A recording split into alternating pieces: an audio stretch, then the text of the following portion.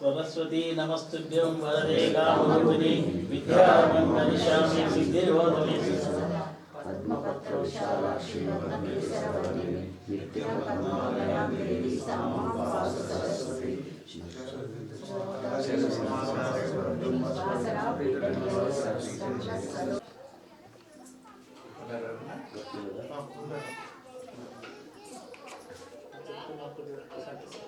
इतिहास खुशाभास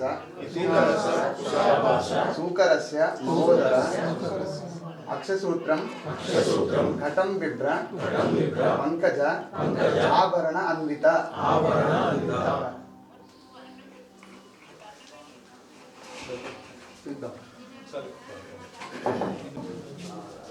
ఇది కాక ఇది ఒక 25% అనుకోండి. ఇంకా 75% వేరే వేరే 4-5 చోట్ల ఉన్నాయి. తీసుకొచ్చి అన్నీ ఇక్కడ పెట్టేవి ఉన్నాయి. ఇవన్నీ తెలుగు లైబ్రరీ బుక్స్. ఇవేమో తెలుగు హిస్టరీ బుక్స్. ఇవేమో రకరకాల మన కులాలు ఉన్నాయి. ఆ కులాల చరిత్రలు వాళ్ళ మీరు పిహెచ్డీ చేస్తున్నారు చాలామంది. కొన్ని ఉన్నాయి, అన్ని ప్రకారం ఉన్నాయనే కాదు, చాలా వరకు ఉన్నాయి. కొన్ని ఇవి ప్రకారంగా ఇక్కడేమో ఇవేమో మన నిజామాబాద్ జిల్లా సంబంధించిన పుస్తకాలు. నిజామాబాద్ జిల్లాలో 2 భాగాలు. ఒకటేమో నిజామాబాద్ జిల్లా సాహిత్యము రకరకాల బుక్స్ రాసుకున్న వాళ్ళు బుక్స్ సంగ్రహం. మరి రెండోది నిజామాబాద్ జిల్లా history books, reference to history books Nizamabad జిల్లా. ఇది నిజామాబాద్ జిల్లా ఇది మన సాహిత్యంలో ఒక సంగ్రహం. నేను ఇక్కడ చేస్తున్నా ఇది అయిపోయింది. ఇదేమో ఇది మనకు రెఫరెన్స్ బుక్ గైడ్స్ అనుకోండి బుక్స్. ఇక్కడ అన్ని మరాఠీ బుక్స్, హిందీ బుక్స్. మళ్ళీ నేను మహారాష్ట్రకు అక్కడికి వెళ్తే 40 సంవత్సరాలు మహారాష్ట్రలో హిస్టరీ కాంగ్రెస్కి వెళ్ళాను. వాళ్ళ ఇష్యూస్ అవి. ఇంకా మీదనేమో గోదావరి మీద నేను స్పెషల్ రీసెర్చ్ పని చేసిన అవి మరాఠీలో ఉన్నాయి, అన్ని భాగాలు ఉన్నాయి. గోదావరికి సంబంధించినవి ఇది అంతా గోదావరి మీద రెఫరెన్స్ బుక్స్. ఇవేమో మరాఠీ లైబ్రరీ, ఇవి హిస్టరీ బుక్స్, ఇవి మరాఠీ జనరల్ బుక్స్. ఈ ప్రకారంగా ఇవి హిందీ బుక్స్. ఇవేమో జనరల్స్ అన్ని ఇయర్లీ జనరల్స్, ఇవేమో క్వార్టర్లీ జనరల్స్. అక్కడ మహారాష్ట్ర 90 ఏళ్ళ నుంచి ఈ మాసపత్రిక త్రైమాసికం 92 ఏళ్ళ నుంచి నడుస్తున్నది. సంశోధక్ హిస్టరీ మీదనే స్పెషల్ రీసెర్చ్ పేపర్స్ ఇట్లా ప్రింట్ అవుతాయి. ఇట్లా 92 ఏళ్ళ నుంచి నేను లేకున్నా చాలా వరకు నేను తీసుకుంటున్నా క్వార్టర్లీ అవన్నీ. ఇంకా ఇటువంటి వేరే చోట ఉన్నాయి, అవన్నీ తీసుకొచ్చి ఇక్కడ పెట్టేట్టున్నాయి. అవన్నీ పెట్టిన తర్వాత మళ్ళీ నా ఉద్దేశం ఒకటే, మీ అందరికీ మా తర్వాత రాబోయే ఎవరు పుస్తకాలు చదివినా కావాలా. నేను నా కొరకే కాదు, ఇది నా పర్సనల్ లైబ్రరీ ఇక్కడి నుంచి కాదు, ఈ జనరల్ పబ్లిక్ లైబ్రరీ.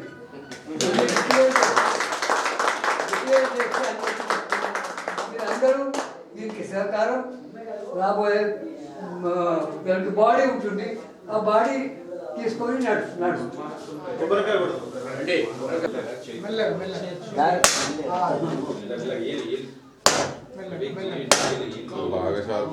అది ఏం కట్ చేస్తారు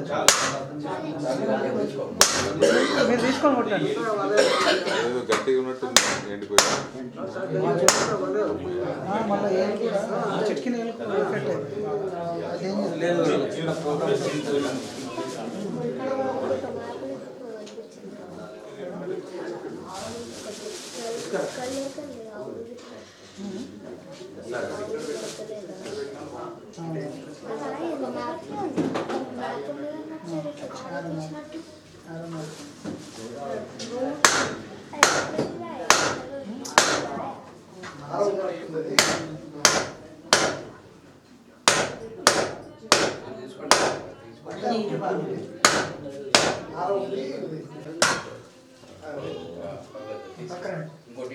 ఇంకోటి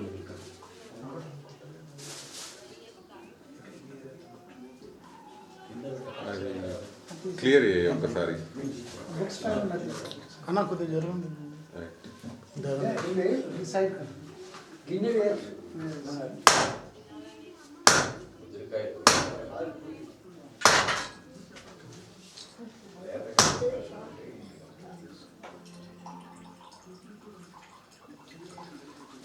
ఆనంద్ జీ రండి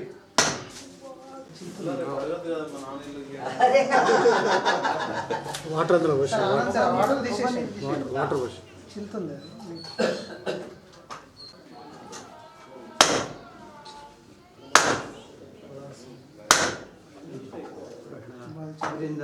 రాధాకృష్ణ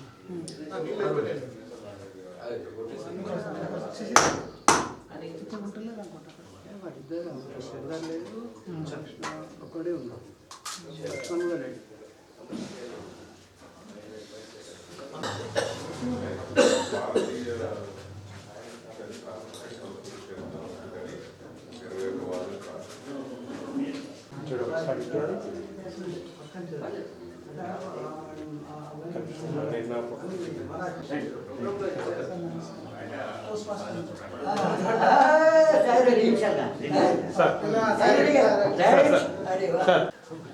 సంఘటనామంతరం చెప్తాను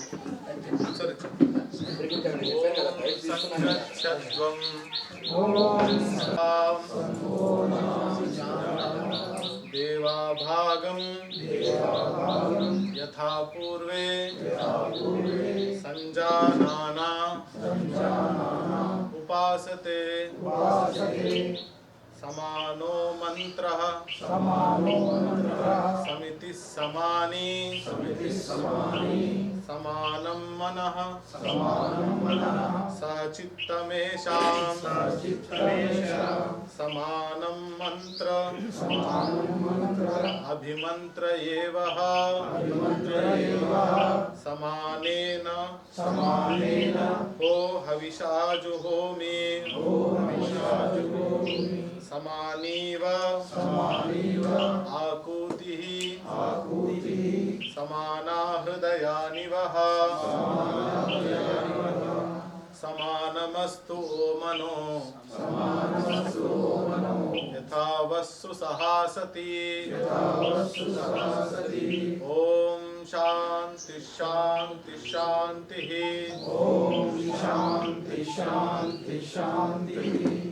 భావం ఒకసారి చదువుతాను. మాట్లాడుకుందాం, మన మనస్సులు ఒకటిగా చేసుకుందాం. మన పూర్వులు ఈ విధంగానే తమ కర్తవ్యాలను నెరవేర్చుతూ దేవతలుగా కీర్తించబడ్డారు. వేద మంత్రాల ద్వారా దేవతా సమూహాలలో ఆలోచనలలో గంభీరమైన భావములలోనూ సమానత సాధింపబడుగాక, సద్భావములు కలుగుగాక, వైషమ్యాలు దురాలోచనలు లేకుండుగాక, దేవతలతో సాధింపబడిన సంఘటన వంటిదే మానవులలోనూ కలుగుగాక. మన అభిప్రాయాలు సమానం కావాలి, మన మనస్సులు సమానం కావాలి, మన అంతఃకరణములు ఒకటి కావాలి. దీని వలన మనలో మంచి సంఘటన ఏర్పడుతుంది, సంఘశక్తి పటిష్టమవుతుంది. శ్రీ వేదుల నరసింహం గారు, వారు ప్రఖ్యాత జర్నలిస్టుగా ప్రముఖ పత్రికల్లో పనిచేశారు. ప్రస్తుతం ఇతిహాస సంకలన సమితి యొక్క తెలంగాణ రాష్ట్ర సంఘటన మంత్రిగా వారు బాధ్యతలు నిర్వహిస్తున్నారు. గతంలో మనం తెలంగాణ విమోచన దినోత్సవం సందర్భంగా ఏర్పాటు చేసిన కార్యక్రమంలో కూడా వారు పాల్గొన్నారు. మధ్యలో ఉన్నవారు ఈనాటి కథానాయకుడు, ఇతిహాస సంకలన సమితి ఇందూరు యొక్క భీష్మ పితామహులు గౌరవనీయులు కందకుర్తి యాదవరావు గారు.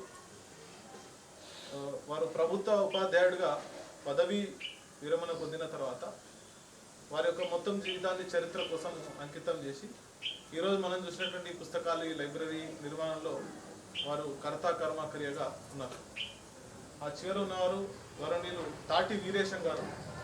వారు డెప్యూటీ డైరెక్టర్గా అడల్ట్ ఎడ్యుకేషన్ డిపార్ట్మెంట్లో పదవీ విరమణ చేశారు. వారు ఇతిహాస సంకలన సమితికి ప్రారంభం నుంచి సభ్యులుగా కొనసాగుతున్నారు. ఇప్పుడు వస్తున్నటువంటి కొత్త తరం చరిత్రకారులకి, చరిత్ర ఔత్సాహికులందరికీ వారు మార్గదర్శనం చేస్తున్నారు. ముందుగా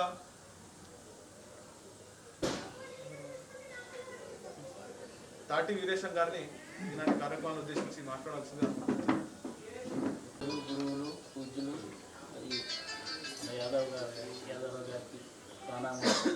అదేవిధంగా మరి రాష్ట్ర స్థాయిలో అనేక కార్యక్రమాలు నిర్వహిస్తున్నటువంటి లక్ష్మణ్ గారు ఇక్కడ రావడం చాలా సంతోషం. మరి వారు ఈ వయసులో కూడా అన్ని జిల్లా తిరుగుతూ మన కార్యక్రమాలన్నీ నిర్వహిస్తూ మనకు స్ఫూర్తిదాయకంగా ఉన్నారు. అదేవిధంగా ఇక్కడ ఆనంద్ గారు, అదేవిధంగా వచ్చేసిన మిత్రులు లైబ్రరీ నుంచి ఇచ్చేశారు. అదేవిధంగా ఇక్కడ ఇచ్చేసిన అందరి సభ్యులకు కూడా నమస్కారాలు. మా మిత్రులు పండుగ సత్యనారాయణ గారు, ఆయన రాష్ట్రపతి అవార్డు అయితే అతను కూడా చరిత్రకు సంబంధించినటువంటి ఒక పరిశోధన కూడా చేశారు. మరి అందరికి కూడా ఒకసారి నమస్కారాలు. వాస్తవంగా దీంట్లో ఒక ప్రాథమిక సభ్యునిగా ఉన్నాను.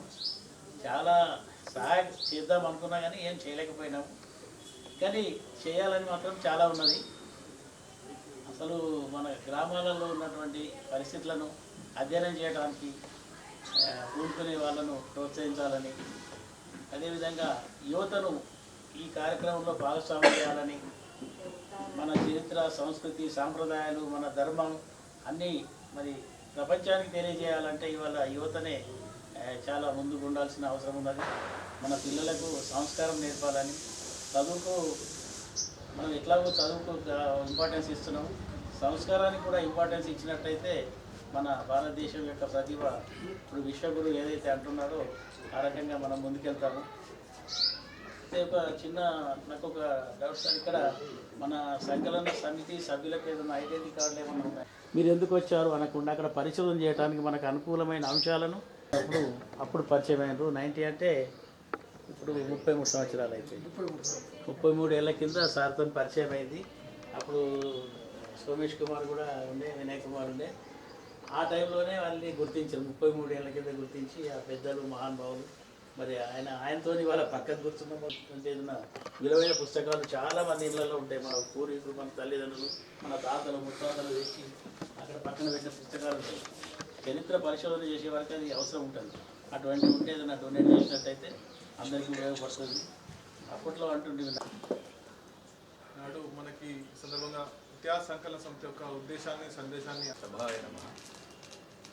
ఈరోజు ప్రముఖ చరిత్రకారులు ఒక తెలుగు రాష్ట్రాల్లోనే కాకుండా మహారాష్ట్ర, అఖిల భారత స్థాయిలో కూడా గుర్తింపు పొందినటువంటి ప్రముఖ చరిత్రకారులు, మనందరికీ స్ఫూర్తి ప్రదాత శ్రీ కందకుర్తి యాదవరావు గారు ఒక జన్మదినం. వారు శతాయుషు, మనం చిన్నవాళ్ళం కాబట్టి వాళ్ళని ఆశీర్వదించలేం, కానీ మన ఆకాంక్ష, మన ఇది ఏంటంటే నిండా 100 ఏళ్ళు వాళ్ళు జీవించి మనకు కావాల్సినటువంటి, సమాజానికి కావాల్సినటువంటి మార్గదర్శనం చేయాలని మనందరి తరఫున మనందరం ఉంటుంది. ఆ విధంగా మనం ఇక్కడి నుంచి వెళ్ళేటప్పుడు శుభాకాంక్షలు వారికి చెప్పి మనం ఇద్దాం. పోతే చరిత్ర అనేటువంటిది భూతకాలానికి, వర్తమానానికి, భవిష్యత్తుకి ఒక అనుసంధానం లాంటిది. It is a link between past, present and future. Godavari తీరం మీకు అందరికీ తెలుసు, చాలా అదృష్టవంతులు మీరంతా గోదావరి తీరంలో ఉన్నారు. గోదావరి తీరం చాలా పవిత్రమైనది. బాసర దేవాలయం భారతదేశంలో అంతట్లో కూడా చాలా ప్రముఖమైనటువంటి పుణ్యక్షేత్రం. ముఖ్యంగా సరస్వతీదేవి ఉన్నటువంటిది కాబట్టి జ్ఞానానికి ప్రతీక అయినటువంటి అమ్మవారి యొక్క ఇది దేశం మొత్తం నుంచి కూడా పిల్లలకు అక్షరాభ్యాసం చేయడానికి వాటికి వస్తున్నారు. అదే కాకుండా బాసర ఈ యొక్క భారతదేశానికే పేరు ప్రఖ్యాతులు తెస్తున్నారు. మరొక ముఖ్యమైనటువంటి ఒక అంశం ఉంది. వీరి యాదవరావు గారి ఇంటి పేరు కందకుర్తి గ్రామం. ఈ కందకుర్తి గ్రామం ఇప్పుడు ప్రపంచవ్యాప్తంగా గుర్తింపు పొందుతోంది. ఇటీవల 10 రోజుల కిందట, 15 రోజుల కిందట కందకుర్తి గ్రామంలో ఈ మొత్తం హిందూ సమాజాన్ని సంఘటితం చేయడానికి కటిబద్ధులై ఒక సుమారు 98 సంవత్సరాల కిందట ఒక హిందూ సంఘటన కోసం రాష్ట్రీయ స్వయంసేవక సంఘాన్ని స్థాపించినటువంటి డాక్టర్ కేశవరావు బలిరామ్ ఖడ్గే వారి యొక్క ఈ యొక్క పూర్వజుల గ్రామం కందకుర్తి. మనందరికీ ఇప్పుడు ప్రపంచవ్యాప్తంగా చాలా ఆసక్తిగా చూస్తున్నారు. భారతదేశం ఇప్పుడు మనందరం చూస్తున్నాం వాట్సాప్లో, పునర్వైభవానికి భారతదేశం ఒక ప్రారంభమైంది. గత వైభవం, గతం నుంచి పునర్వైభవానికి ప్రారంభమైంది అనేటువంటి ఒక చర్చ జరుగుతూ ఉంది. ప్రపంచం అంతా కూడా భారత్ని ఒక విశ్వగురువుగా చూసేటువంటి ప్రయత్నం చేస్తూ ఉంది. ఈ విషయాలన్నీ మనం ఇలాంటి విషయాలన్నింటినీ కూడా సమాజంలో చైతన్యం తీసుకురావడానికి చేసినటువంటి ఒక చక్కటి ఎడిగేవారు వంశజులు కందకుర్తి గ్రామం. ఇది ఇట్లా పక్కకు పెడితే కందకుర్తి గ్రామంలో హిందూ సంఘటనాదష్టుడు, రాష్ట్ర పురుషుడు, ఒక ధర్మగురువు లాంటి హెడిగవార్జీ ఒక వంశస్థులు నివసించారు అనేటువంటి విషయాన్ని వెలుగు తీసింది యాదవరావు గారు. ఇది మనం గ్రహించాల్సినటువంటి అవసరం. 1990 ఆ ప్రాంతంలో అప్పటి ఆర్ఎస్ఎస్ చీఫ్ బాలాసాహెబ్ దేవరస్ అనేటువంటి వారు వచ్చి ఇది చూసిన తర్వాత ఇక్కడ వీరు వెలుగులో తీసుకొచ్చిన తర్వాత ఆర్ఎస్ఎస్ పెద్దలు మిగతా సమాజంలో ఉండే వాళ్ళందరూ కూడా కలిసి దీన్ని ఒక పర్యాటక కేంద్రంగా, స్ఫూర్తి కేంద్రంగా, పర్యాటక కేంద్రం అంటే వచ్చి వెళ్ళిపోవడం అది కాదు, భావి తరాలకు స్ఫూర్తిని అందించేటువంటి, గతానికి వర్తమానానికి భవిష్యత్తుకు అనుసంధానం చేసేటువంటి ఒక పుణ్యస్థలిగా మారాలి అనేటువంటి వారు ఆకాంక్షించారు. మోరోపంజీ పింగిళి అని చెప్పి స్వర్గస్థులయ్యారు. వారు ఒక పెద్ద అయోధ్య ఉద్యమానికి నాంది పలికినటువంటి మహానుభావుడు. ఆయన స్వయంగా వచ్చి అన్నీ చూసిన తర్వాత ఇక్కడ ఒక ఇది చేద్దాం అనుకున్నారు, ఒక సేవా కార్యక్రమం ప్రకల్పాన్ని మీకు అందరికీ తెలుసు. ఇప్పుడు మళ్ళీ ఆ చిన్న ఉండే వాటిని చేసి పెద్ద స్ఫూర్తి కేంద్రంగా నాగపూర్ ఎవరైనా వెళ్ళినట్లయితే రేషింబాగ్ అనే సంఘస్థానంలో హెడిగవార్జీ యొక్క విగ్రహం ఉంటుంది, గురుజీ గోల్వార్ యొక్క సమాధి ఉంటుంది. కాబట్టి అట్లా చేయాలనేటువంటి ఒక ప్రయత్నం జరుగుతూ ఉంది. 15-20 రోజుల కిందట దాని యొక్క భూమి పూజ కార్యక్రమం జరిగింది. రాబోయేటువంటి ఏడాది 2 ఏళ్లలోపు ఒక భవ్యమైనటువంటి స్మారకంగా హిందూ సమాజాన్ని చైతన్యం చేయడానికి ఉపయోగపడేటువంటి స్ఫూర్తి కేంద్రంగా అది తయారవుతుంది. ఈ వెనకాతలు ఉండేటువంటి కృషి యాదవరావు గారిని ఇందులో సందేహం ఏం లేదు. తర్వాత మొత్తం నేను ఇందాక చెప్పినట్టు దీని వెలుగు తీసుకుని వచ్చేటువంటిది భారతదేశానికే స్ఫూర్తి. ఇది ఒక విషయం. గోదావరి తీరం చాలా పవిత్రం. ఇందాక మనం చెప్తున్నాం అస్మక గ్రంథాలయం అని. అస్మక రాజ్యం అనేటువంటిది జనపదాల్లో ఒక గ్రామం. శాతవాహనులు ఈ గడ్డ మీద ఉన్నారు. సర్కారు జిల్లాలో ఎక్కడ లేదు. ఇదే దీని మీద మన కోటిపల్లి కరీంనగర్ జిల్లాలో. అస్మక రాజ్యం అంటే మహాభారత కాలంలో 52 జనపదాలు ఉండేవి. జనపదం అంటే ఇప్పటిలాగా ఒక రాష్ట్రం అనుకోండి, కొంచెం ఎక్కువ తక్కువ. ఇప్పుడైతే మనం 30 రాష్ట్రాలు ఎన్నో ఉన్నాయి. ఆ జనపదానికి ఒక రాజు, మిగతావన్నీ ఉంటుండేవారు. ఇది జనపదంలో అస్మక రాజ్యం అనేటువంటిది. అట్లాగే శాతవాహన రాజ్యం. అటుపక్క కొంచెం వెనక్కి వెళితే మన తెలంగాణలో ఉండేటువంటి కాకతీయుల రాజ్యం. ఈ 3 రాజ్యాలు, అస్మక రాజ్యం, శాతవాహన రాజ్యం, క్రీస్తు పూర్వము సుమారు 3000 సంవత్సరాల కిందట అట్లా ఉండే మహాభారత కాలంలో ఉన్నాయి. దాని తర్వాత వచ్చింది కాకతీయుల సామ్రాజ్యం 1300లో వచ్చింది. ఇవన్నీ కూడా విదేశీయుల దండయాత్రని త్రిప్పి కొట్టి హిందూ సమాజాన్ని, స్థానికమైనటువంటి హిందూ సమాజాన్ని చైతన్యం చేసి దాన్ని చేయడానికి కావాల్సినటువంటి ప్రేరణ వీటన్నిటి నుంచి మనకు కనిపిస్తుంది. ఒకసారి చరిత్రను అధ్యయనం చేసుకున్నట్లయితే కాకతీయ సామ్రాజ్యం, అక్కడి నుంచి స్ఫూర్తి పొందినటువంటి విజయనగర సామ్రాజ్యం, ఇది 1326 ఆ ప్రాంతం. 1565 పంతు విజయనగర సామ్రాజ్యం మనకు హంపి. అది అక్కడి నుంచి స్ఫూర్తి తీసుకున్నటువంటి ఛత్రపతి శివాజీ సామ్రాజ్యం 1670. ఈ ముగ్గురు యొక్క సామ్రాజ్యాలకు కూడా విదేశీయులు మన దేశాన్ని పూర్తిగా ఆక్రమించుకోకుండా నిరోధించారు. ఇది ఒక అంశం. పోతే ఎప్పుడైతే మనకి మహమ్మదీయులు తర్వాత ఆంగ్లేయులు ఆధిపత్యం సంపాదించారో చరిత్రను వక్రీకరించడం ప్రారంభించారు. ఎంచేత అంటే ఎవరైతే అభ్యాసం ఉందో, ఎవరైతే అభిరుచి ఉందో, ఎవరైతే స్థానికులుగా ఉన్నారో వాళ్ళు చరిత్ర రాయలేదు. ఇంగ్లీష్లో రాసిన చరిత్ర అంతా కూడా సర్ విలియం జోన్స్ అని ఒక మిలిటరీ అధికారి రాశాడు. ఇంకోడెవడో రాశాడు, స్మిత్ అనే ఇంకోటి రాశాడు. ఇట్లా మిగతా వాళ్ళందరూ రాశారు. ఆ చరిత్రని మన మీద రుద్దడానికి ప్రయత్నం చేశారు. నకాలే విద్యార్థి అనండి, ఇంకోటనండి. అయితే దురదృష్టకరమైనటువంటి విషయం ఏంటంటే స్వాతంత్ర్యం వచ్చిన తర్వాత, స్వాతంత్రం రాకముందు ఇంగ్లీష్ వాళ్ళు ఇచ్చేశారు, అవి చేశారు, ఇవన్నీ సరే. స్వాతంత్రం వచ్చిన తర్వాత మన చరిత్రని తిరిగి రాసుకోవడం, ప్రజలకి స్ఫూర్తినిచ్చేటువంటి చరిత్రని బోధించకుండా ఏవేవో రకరకాలుగా బోధించడం, అవి అనేటువంటిది విషయం జరిగింది. నిన్న మొన్నటి వరకు అంటే సుమారు 7-8 సంవత్సరాలు 9 సంవత్సరాల వరకు అదే ప్రక్రియ కొనసాగింది. కారణం ఏంటంటే 47లో స్వాతంత్రం వచ్చిన తర్వాత 52లో రిపబ్లిక్గా అవతరించిన తర్వాత 1970 వరకు సుమారు 70-75 వరకు ఇంచుమించు విద్యాశాఖ మంత్రులుగా పనిచేసిన వాళ్ళందరూ కూడా మహమ్మదీయులు. మౌలానా అబుల్ కలాం ఆజాద్ అట్లా తీసుకొస్తారు. రాజకీయంగా చూస్తే ఏమండి ఈ చరిత్ర ఎందుకు ఇట్లా వర్క్ చేస్తున్నారు, ఎందుకు అవన్నీ తీసుకుంటున్నారు అని అన్నట్లయితే కొంచెం విశ్లేషణగా మొదలెట్టినట్లయితే 1967లో శ్రీమతి ఇందిరాగాంధీ ప్రధానమంత్రి అయిన తర్వాత ఎన్నికలు జరిగినప్పుడు కాంగ్రెస్ పార్టీ బాగా బొటాబొటిగా దాని అధికారంలోకి వచ్చింది. ప్రతిపక్షాల యొక్క ఇది ప్రభావం పెరిగింది. అప్పుడు వామపక్ష సిద్ధాంతాలతో ప్రభావితమైనటువంటి సెక్యులరిస్టులనండి, కమ్యూనిస్టులనండి, హేతువాదులనండి, ఇంకెవరైనా ఇలాంటి రకరకాల మేధావులుగా చెప్పుకునే వాళ్ళందరూ కూడా ఇందిరాగాంధీకి అవుట్ అండ్ అవుటెడ్గా సపోర్ట్ చేశారు. కొంతమంది కాంగ్రెస్ అంటే కమ్యూనిస్టులో ఉండేటువంటి క్యాడర్ ఏదైతే ఉందో hard core cadre, hard holder అంటారు వాళ్ళు, అంటే ఇప్పుడు వారి ప్రస్తావించిన ఐడెంటిటీ కార్డు ఉంటుంది. అలాంటి వాళ్ళు కాంగ్రెస్లో చేరి దాన్ని ఏం చేశారంటే చరిత్రని వాళ్ళకందరికీ వాళ్ళు అగ్రిమెంట్ ఏంటంటే విద్యారంగం, కళారంగం, సాహిత్య రంగం, శాస్త్ర సాంకేతిక రంగం ఇవన్నీ కూడా మాకు అప్పగించాలి అనేటువంటి ఒక తెర వెనక ఉండేటువంటి ఒప్పందం. ఆ 70లో ప్రొఫెసర్ నూరుల్ హసన్ అని ఆయన విద్యామంత్రి అయ్యాడు. అప్పటి వరకు అంత ముందు వరకు ఆయన అలీఘర్ ముస్లిం యూనివర్సిటీలో ఆయన వైస్ ఛాన్సలర్గా ఉండేవాడు. ఆయన ఇదే ఇచ్చాడు. తర్వాత కాలంలో బెంగాల్ గవర్నర్గా కూడా పనిచేశాడు ఎమర్జెన్సీ అయిన తర్వాత. వీళ్ళందరూ కూడా ఒక పద్ధతి ప్రకారం, యోజన ప్రకారం, ప్రణాళిక ప్రకారం భారతదేశ చరిత్రని వక్రీకరించడం ప్రారంభించారు.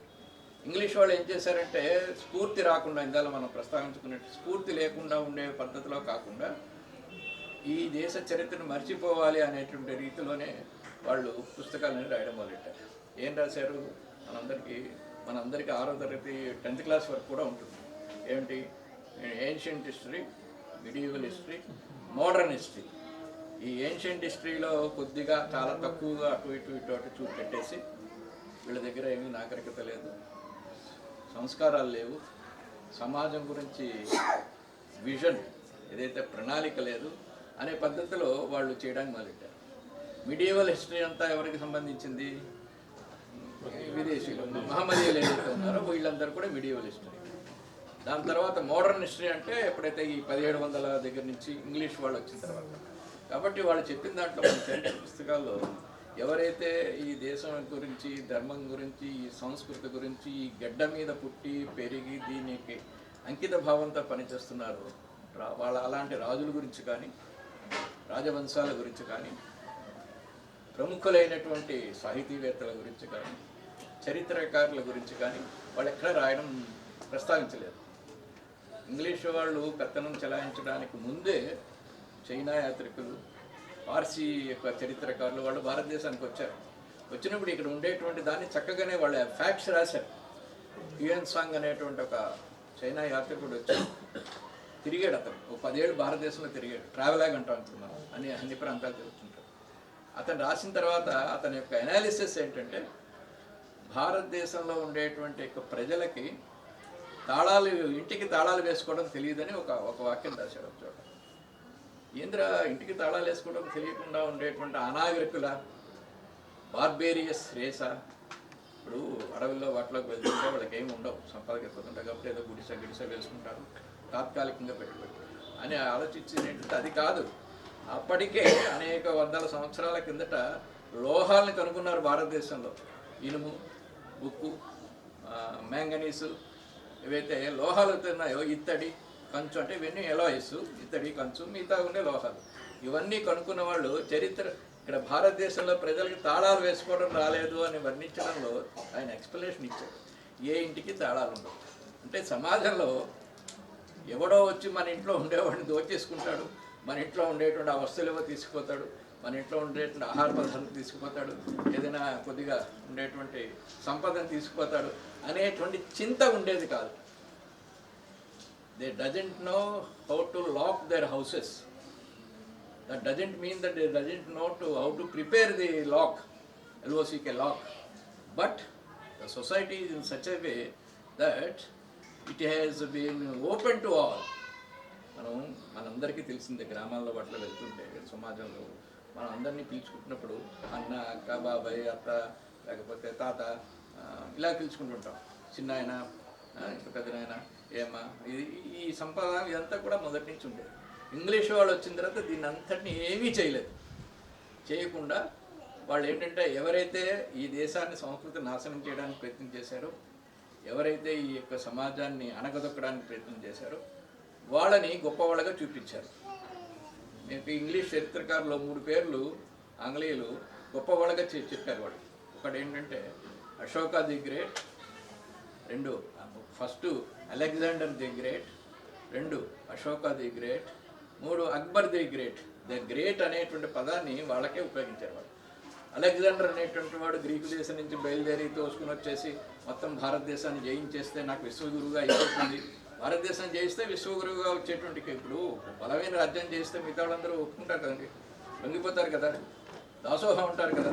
కాబట్టి అలెగ్జాండర్ ది గ్రేట్ అని అంటే, కానీ జరిగింది ఏంటి, అలెగ్జాండర్ అనేటువంటి గ్రీకు రాజు సరిహద్దుల్లో ఉండేటువంటి తక్షశిల ఏదైతే ఉందో, అంటే ఇప్పుడు ఉండేటువంటి ఆఫ్ఘనిస్తాన్ బోర్డర్లో ఏదైతే ఉందో దాని లోపలికి ప్రవేశించాడు. అక్కడ చిన్న రాజు ఏదో స్వార్థంతో ఆయన లోపలికి రానిచ్చాడు. పురుషోత్తముడు అనేటువంటి రాజు తోటి యుద్ధం చేశాడు, ఓడిపోయారు. సైనికులందరూ చావు దెబ్బ తిన్నారు. మేము ముందుకు వెళ్ళమండి, ఇంకా మేము పెళ్ళం పిల్లలు ఉన్నారు, మేము వెళ్ళిపోవని వెనక్కి వెళ్ళిపోయారు. వెనక్కి వెళ్ళిపోతున్న టైం మరొక క్యారెక్టర్ ఏంటి, అశోక ది గ్రేట్. అశోకుడు అనేటువంటి వాడు మంచి యోధుడు. కాబట్టి అతను ఏం చేశాడు, ఇక్కడ దగ్గర నుంచి మన బీహార్, అశోక్ అంటే పాటలీపుత్రం, పాట్నా దగ్గర నుంచి కటక్ వరకు, అక్కడి నుంచి కిందకి వచ్చి మన సింహాచలం నుంచి ఆంధ్ర ప్రాంతం నుంచి కటక్ ఏదైతే ఉందో అంతవరకు వెళ్ళి గజపతులను ఓడించాడు, ఏవో చేశాడు. తర్వాత అతనికి ఒక పరివర్తన జరిగింది, మానసికమైనటువంటి పరివర్తన. కాబట్టి ఏం చేశాడు, హింస చేయడం మంచిది కాదు, కాబట్టి హింసని వదిలేద్దాం అని చెప్పి బౌద్ధాన్ని స్వీకరించి బౌద్ధ మత వ్యాప్తి గురించి ప్రయత్నం చేశాడు. అంటే ఆ పెద్ద యుద్ధం అయిన తర్వాత ఆయన మళ్ళీ యుద్ధం చేయలేదు, ఎక్కడా యుద్ధం చేయలేదు. మిగతా వాడు ఇవన్నీ గమనించిన తర్వాత, సరే ఈ మధ్యలో మనం ఇందాల మొదట్లో చెప్పుకున్నట్టుగా డాక్టర్ హెడిగేవార్ RSSను స్థాపించారు. 1925లో డాక్టర్ హెడిగేవార్తో పాటు RSS స్థాపనలో చాలా కీలకమైన వ్యక్తిగా ఉండేటువంటి ఉమాకాంత్ ఆప్టే, బాబాసాహెబ్ ఆప్టే అంటాం మనం. అక్కడ లైబ్రరీలో ఆ ఫోటో పక్కన తలపాగా చుట్టుకుని ఆయన బాబాసాహెబ్ ఆప్టే అని ఉన్నారు. ఆయన ఉపాధ్యాయుడు యాదవరావు గారు లాగా. ఆయన జీవితాంతం కూడా 1903లో జన్మించారు వారు, 72లో స్వర్గస్థులయ్యారు. ఉపన్యాసాల్లో మిగతా వాటిలో 2 విషయాలు ఆయన పట్టుకున్నారు. ఒకటి చరిత్ర, 2 సంస్కృతి. ఈ రెండింటినీ కానీ సమాజంలో కానీ వ్యాప్తి చేసినట్లయితే భారతదేశం యొక్క చరిత్ర, సంస్కృతి, సంప్రదాయాలను వస్తాయని ఆయన చెప్తుండారు.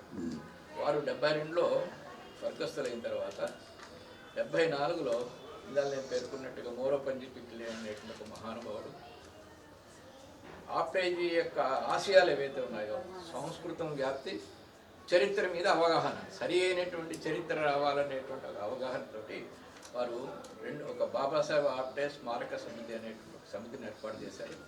కొంత నిధి అది చేసిన తర్వాత సంస్కృత భారతి, ఇప్పుడు మనందరికీ పాపులర్ ఉంటుంది టాకింగ్ సాంస్క్రిట్, మాట్లాడుతున్నటువంటి వాళ్ళు సంస్కృత సంభాషణ శిబిరాలు పెడుతుంటారు. సమితి ప్రతి ప్రాంతంలో కూడా ఉన్నాయి, అన్ని ప్రాంతాలు, అన్ని భాషల్లో, అన్ని మన యొక్క రాష్ట్రాల్లో ఉన్నాయి.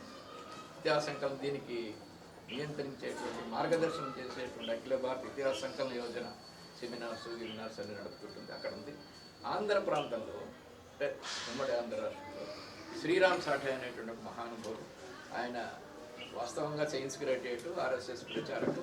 80లో ఆయనకి పని చెప్పినప్పుడు ఆయన పుస్తకాలన్నింటినీ అధ్యయనం చేసి అనేక పుస్తకాలు, చిన్న పుస్తకాలే కానీ ఇవి అంటారు ఏంటంటే మలుపు తెలిపేటువంటి సంఘటనలన్నీ కూడా, వాటన్నింటి చిన్న పుస్తకాలు రాయడం, యూనివర్సిటీస్లో వెళ్ళడం, అక్కడ ఉండేటువంటి మేధావులు, వైస్ ఛాన్సలర్లు వారితో సంప్రదించడం, సెమినార్స్ నిర్వహించడం, మామూలుగాను ఇన్ఫార్మల్గాను మాట్లాడడం, ఇట్లా చేశారు. అనేక పుస్తకాలు రాశారు. ఒకటేంటి అలాంటి వాటిలో అప్పటికి మనకు ఒక ప్రచారం జరుగుతుండేది. ఆర్యులు అనేటువంటి వాళ్ళు పై దేశం నుంచి ఇక్కడికి వచ్చారు. తెల్లగా ఉంటారు, వాళ్ళు చాలా స్ఫూరతూపులు, అందంగా ఉంటారు.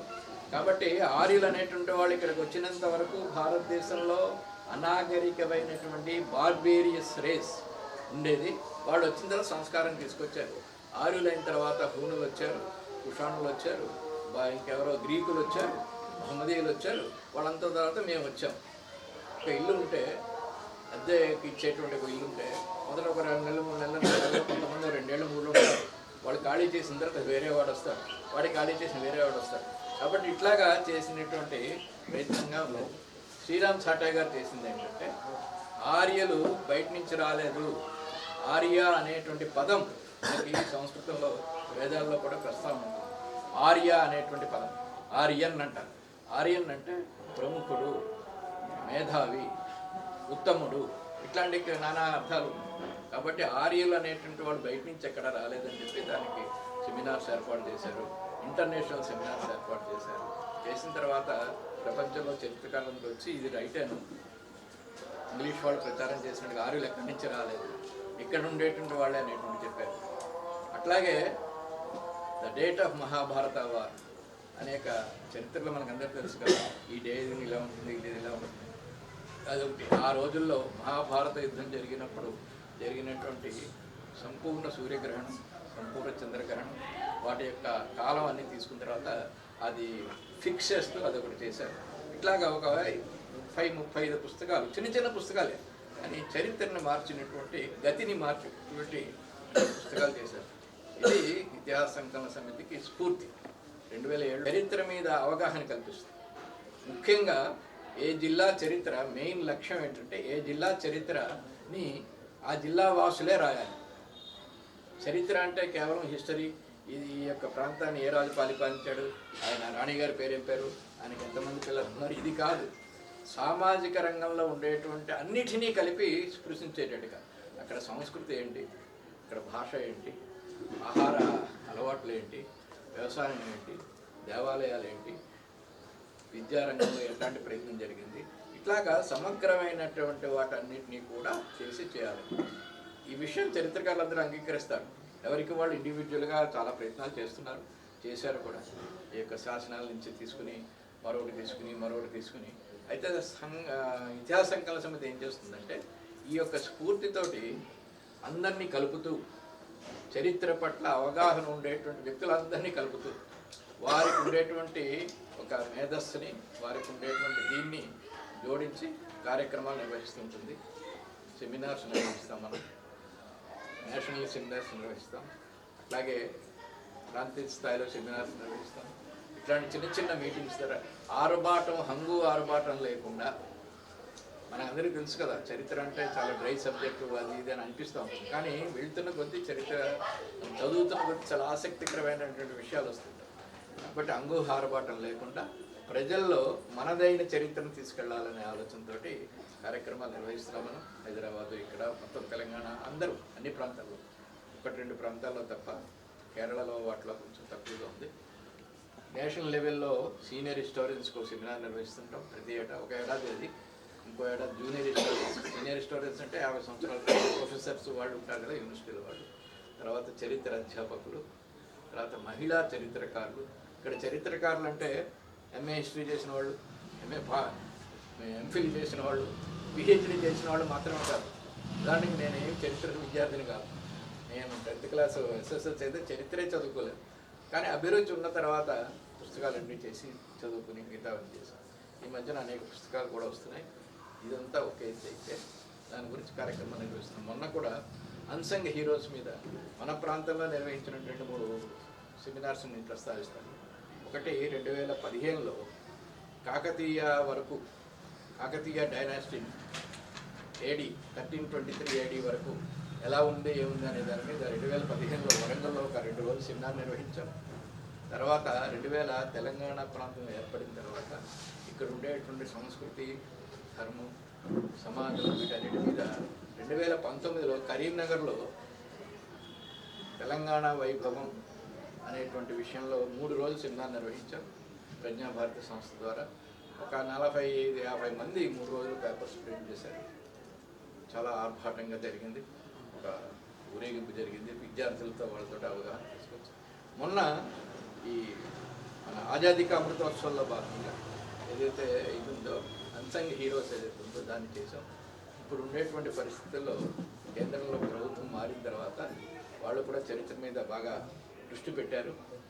ICHR ఏదైతే ఉందో Indian council of historical research, దానికి కావాల్సినటువంటి బేసిక్ ఇన్ఫర్మేషన్ అంతా ఇతిహాసం ఇస్తూ ఉంటుంది.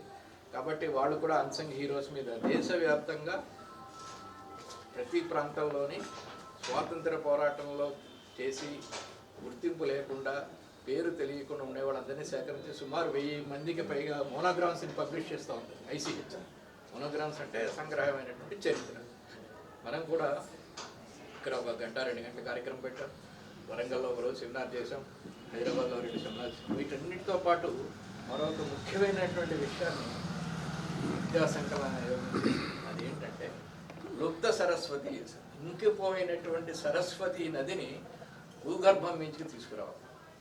మనకి ప్రయాగ వెళ్తే ప్రయాగరాజు ఇప్పుడు అంటారు, అక్కడికి వెళ్తే గంగా యమున ఉంటుంది, సరస్వతి అంతర్వాహినిగా వెళ్తుందని చెప్తుంటారు. ఆ త్రివేణి సంగమంలో మనం స్నానం చేస్తే మనకి ఇంకా తెలుస్తుంది. కానీ వాస్తవంగా ఏంటంటే మహాభారత కాలం నాటికి సరస్వతి నది ఇంకిపోయింది.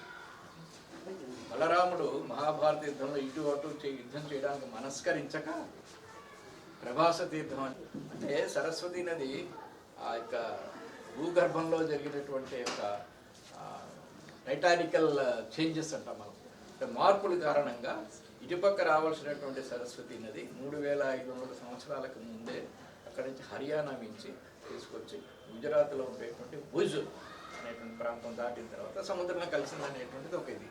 సరస్వతి నది గురించి వేదాల్లో ప్రస్తావన ఉండేది. 12 కిలోమీటర్లు ఉండేది సరస్వతి నది యొక్క 12 మైళ్ళు, కిలోమీటర్లు కదా, ఆ రోజుల్లో మైళ్ళు కదా, 12 మైళ్ళ దూరం విడుతూ ఉండేది. అంటే ఎంత పెద్ద నది చూడండి, ఎంత పెద్దకి ఇచ్చింది. మనం సరస్వతి నాగరికత అంటుంటాం, సింధు నాగరికత కాదు, వాస్తవంగా అది సరస్వతి నాగరికత. ఇందాక మనం చెప్పినటువంటి వక్రీకరణలో భాగంగా ఆ సరస్వతి నది కాకుండా చేశారు. వేదాల్లో కూడా సరస్వతి. ఈ యొక్క ప్రాజెక్ట్ని తీసుకొచ్చి మన వాళ్ళు ఏం చేశారంటే హర్యానాలోని హిస్సార్ అనే చోట భూగర్భంలో దానికి కొంత టెక్నికల్ వీళ్ళందరూ ఉండి భూగర్భం నుంచి బోర్లు వేసి 100 అడుగులకి 1000 అడుగుల వరకు బోర్లు వేసి అందులో నీటిని పైకి తీసుకొచ్చి అక్కడ ఒక చిన్న సరస్సులాగా ఏర్పాటు చేశారు. ఆ మధ్యన 2002లో భుజ్ ప్రాంతంలో భూకంపం జరిగింది. భూకంపం వచ్చినప్పుడు ఆ భుజ్ అన్నది ప్రాంతం ఏంటంటే ఎడారి ప్రాంతం, అటుపక్క ఎడారి ఉంటుంది పాకిస్తాన్ బోర్డర్లో. అది ఆ భూకంపం వచ్చిన తర్వాత మట్టి అంతా కూడా చెమ్మగిలింది. అంటే సుమారు ఒక 10,000 పుస్తకాలు, చిన్నవనండి పెద్ద గ్రంథమనండి, చరిత్రకు సంబంధించిన వాటిని సేకరించి చేయడం అన్నది మహోద్యోగమైనటువంటి ఉద్యమం. అందుకే వారికి మన ఆంధ్ర ప్రాంతాల్లోనే కాకుండా మహారాష్ట్రలో కూడా మంచి గుర్తింపు వచ్చింది. ఇందాక నేను చెప్పినటువంటి కందకుర్తి గ్రామ చరిత్రను వెలికి తీయడంలో వారి జీవితం ధన్యమైనట్టే లెక్క. వారి జీవితం ధన్యమైంది. వారి యొక్క స్ఫూర్తితోటి మనందరం మనకి పరిచయాలు అవి ఇవి దగ్గర ఉన్నాయి కాబట్టి మనందరి జీవితం కూడా ధన్యమైనట్టే. అయితే అక్కడ లైబ్రరీ ఏర్పాటు చేయడం నేను చెప్పాను కదా, నాకు తెలిసి first of it's kind 2 Telugu రాష్ట్రాల్లో లేవు, మిగతా చోట కూడా ఎక్కడ లేదు. ఢిల్లీలో మా ఇతిహాస యోజన కార్యాలయంలో 4,000 పుస్తకాలు ఏవో ఉన్నాయి హెడ్ క్వార్టర్స్లో, ఇంగ్లీష్లోని హిందీలోని. ముఖ్యంగా ఈ 2 భాషల్లో ఉండేటువంటి అంటే వక్రీకరించిన చరిత్ర, వాస్తవమైనటువంటి చరిత్ర, ఇలాంటివన్నీ ఉన్నాయి రెఫరెన్స్ కోసం. కాబట్టి దీన్ని ఏర్పాటు చేయడం చాలా కార్యకర్తలు చాలా ఉత్సాహంగా చేశారు. దాన్ని అందరూ వినియోగించుకోవాలి. పుస్తకాలు అక్కడ ఉండేటట్టుగా చూసుకుని కావాల్సిన పుస్తకం నోట్ చేసుకోవడం, చదువుకోవడం, ఆసక్తిగా ఏదైనా ఒక పుస్తకం తీసుకుని అందులో ఉండే విషయాలు తెలుసుకుని మిగతా వాటికి మనం కరిక్యులేట్ చేయాలి, అంటే పరిచయం చేయాలి. మన మాటల్లో మన చేతల్లో మిగతా వాటితో చేసినట్టయితే ఈ గ్రంథాలయ ఆవిష్కరణకు కావాల్సినటువంటి ఒక ఇది వస్తుంది. యాదవరావు గారు నేను చెప్పినట్టుగా ప్రత్యేకంగా మొత్తం 2 తెలుగు రాష్ట్రాలు ఇతిహాస సంకలన యోజన, రాష్ట్ర ఇతిహాస సంకలన తరఫున యాదవరావు గారిని నేను వాళ్ళందరి తరఫున అభినందిస్తున్నాను. ఆయనకి అదృష్టం, ఆయనకి ఇంత చేసిన తర్వాత దీన్ని కొనసాగించేటువంటి ఆనంద్ వారి కుమారుడు కావడం, ఆయనకి ఆనంద్కి వాళ్ళ శ్రీమతి సహకరించడం, మిగతా బృందం అంతా సహకరిస్తున్నది. పెద్దలు మీరంతా ఉన్నారు కాబట్టి దీన్ని వెనక్కి పైకి తీసుకెళ్ళి ఈ ఖాళీ ఉన్నప్పుడు అందరూ రిటైర్ అయిపోయామనుకోండి, ఒకసారి వస్తాం, ఏదో ఒక పుస్తకం తీసుకోండి, అది చదవండి, మీకు నచ్చిన పాయింట్స్ నోట్ చేసుకోండి, చేయండి. చేసిన తర్వాత దీన్ని చేస్తే ఇలాంటి గ్రంథాలయాలు మీద చూస్తే బాగుంటుంది. ఇది ఒక సూచన. ఇకపోతే అడగకుండానే ఇంత పని చేశాం. సమాజం ముందుకు పోవాలంటే ప్రభుత్వం అన్ని చేస్తుందనేటువంటి ఇది ఐడెంటిటీ కార్డు అలా సరిపోతుంది. హిస్టరీ రీసెర్చ్కి సంబంధించినటువంటి ఔత్సాహికులు ఎవరైనా, ఇంకా ముఖ్యమైన విషయం ఏంటంటే మనలో చాలా మంది ఔత్సాహికులు మనకు తెలిసిన వాళ్ళు చాలా మంది ఉంటారు, వాళ్ళు ఒంటరిగా ఉంటారు. అట్లాంటి వాళ్ళని కనుక మనం ఈ వ్యవస్థకి అటాచ్ చేయగలిగితే వాళ్ళకి ఈ లైబ్రరీతో పాటు వీళ్ళ అనుభవం ఇట్లాంటి ఎందరో మంది తోడ్పడతారు. కాబట్టి ఈ విషయాన్ని దృష్టిలో పెట్టుకుందాం. ఈ కార్యక్రమం కోసము వారి యొక్క విలువైన సమయాన్ని కేటాయించి భాగ్యనగర్ నుంచి ఇక్కడికి ఇచ్చేసినటువంటి గౌరవనీయులు వేదుల నరసింహం గారికి ఇతిహాస సంఘ సమితి ఇందూరు శాఖ తరఫున ఒక చిన్న సత్కారం ఉంది.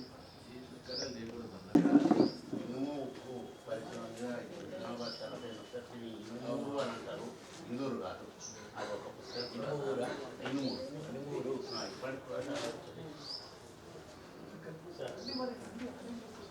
కూర్చోండి, మీరు మళ్ళీ లేవక్కర్లేదు, కూర్చోండి చెప్తాను.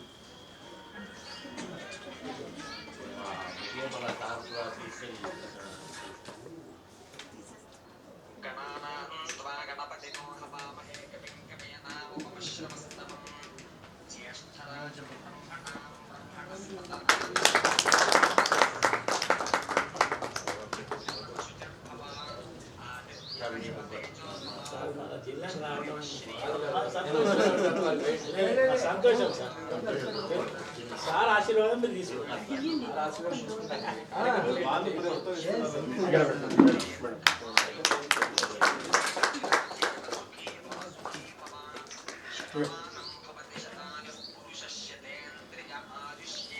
నేటి నుంచి ఇది పబ్లిక్ లైబ్రరీగా వర్తిస్తుంది. రిజిస్టర్డ్ బాడీ ఉంది. ఇంకా రిజిస్టర్డ్ బాడీతోని వరుసగా సాగుతుంది. ప్రతి 3 సంవత్సరాలకి ఎలక్షన్స్ ఉంటాయి. మళ్ళీ మెంబర్స్ ఉండాలి. ఇది ప్రైవేటు, ఇది గవర్నమెంట్ కాదు. అది ప్రకారంగా మంచి పద్ధతిలో రాబోయే సమాజం దీనికి అంగీకరించుకొని నడవాలి. ఎవరికైనా చెప్పాలంటే, ఏమైనా కావాలంటే నేను చెప్పగలుగుతాను. 17 మందికి నేను అన్అథరైజ్డ్ పిహెచ్డీకి సహాయం చేసిన 17 మందికి. అంటే అథరైజ్డ్ వాళ్ళ ప్రొఫెసర్స్ కానీ లేక పెద్దలు కానీ ఉంటారు. కానీ నేను అలా తర్వాత అక్కడ పుస్తకాలు లేక ఇక్కడ పుస్తకాలు లేకు లేక నేనే ఇక్కడ నా పుస్తకాలతో సహాయపడ్డా. ఇప్పుడే ప్రస్తుతం ధార్మిక సాహిత్యం, నిజామాబాద్ జిల్లా ధార్మిక సాహిత్యం, దాని మీద ఒక ఆయన పిహెచ్డీ చేసిండు. మొన్ననే ఆయన పిహెచ్డీ సబ్మిట్ కూడా చేసిండు. బతుకమ్మ మీద పిహెచ్డీ చేసిండు. దానికి ఈ ప్రకారంగా మహారాష్ట్ర వాళ్ళకు కూడా నేను సహాయపడ్డాను. ఈ ప్రకారం వాడు పిహెచ్డీ సంపాదించి బోధన చరిత్ర, నిజామాబాద్ చరిత్ర మేమిద్దరం కలిసి మ్యాటర్ అందించి చేస్తే ఆయన పుస్తకాలు ఆయన చనిపోయిండు. ఆయన పుస్తకాలు మాకు అప్పచెప్పాడు. ఆయన గురించి కూడా నేను సభ పెట్టి ఆయనకు ఇది చేసినాం.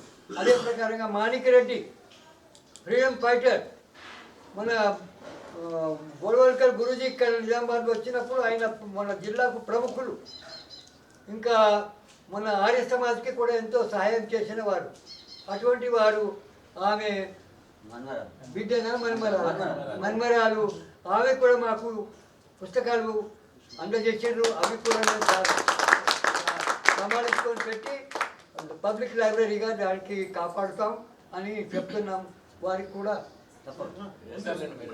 కూర్చోండి. మీరు కూర్చోండి, మీరు ఫోటో దిగండి.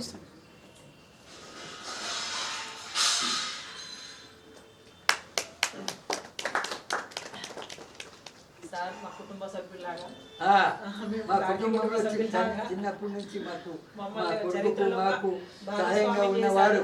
హిందూ చరిత్ర ఒక సమిధం చేశారు సార్ ఆశీర్వాదం వల్ల. నాకు సాధ్యమైనంత నేను కూడా ఒక సోషల్ టీచర్ని. బుక్కుల రూపంలో నేను ప్రజెంట్ చేయలేకపోతానేమో కానీ నా పిల్లలకైతే చరిత్రలో ఉన్నది మన వాస్తవం ఏముందో పాఠం ద్వారా నేను అందించే ప్రయత్నం ఇందులో అంటే నేను చేస్తున్నది తనకు సమర్పిస్తున్నాను. ఇది మాత్రం నాతో సాధ్యమైనంత రిటర్న్ అనేది కొంచెం ప్రయత్నం చేస్తాను.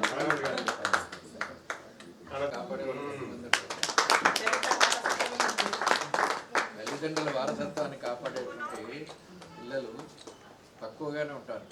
అదే ఫీల్డ్లో వారసత్వం అంటే మంచి విషయాలు వేరు ఇవ్వాలి కదా, ప్రాధాన్యత ఇవ్వాలి.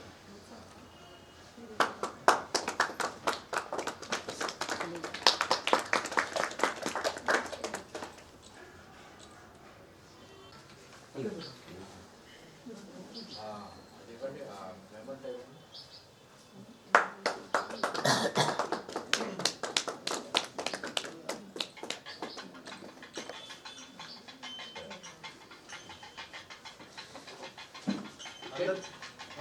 అందరికీ